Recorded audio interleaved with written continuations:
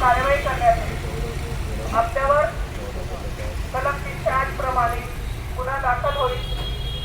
आपण कायद्याचा मान राखून आपण आपल्या दुकानावरून कुठल्याही प्रकारचे घातक असे माझ्या पतंग उडवण्यासाठी विक्री करू नये, बाळगू नये।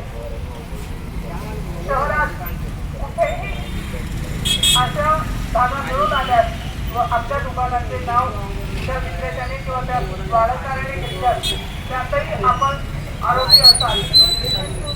सध्या शहरामध्ये माझ्या पतंग उडवताना जो माझा वापरला जातो, त्यामुळे दुचाकी वाहन किंवा गाडी चालवताना तो माझ्या त्यांच्या गळ्याला शरीराच्या कुठल्याही भागाला अडकतो।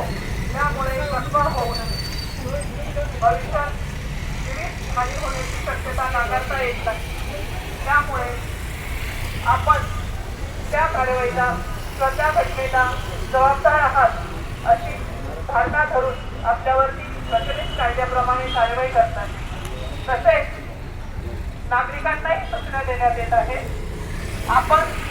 आपण आनंदोत्सवामध्ये पतंग उडवतो।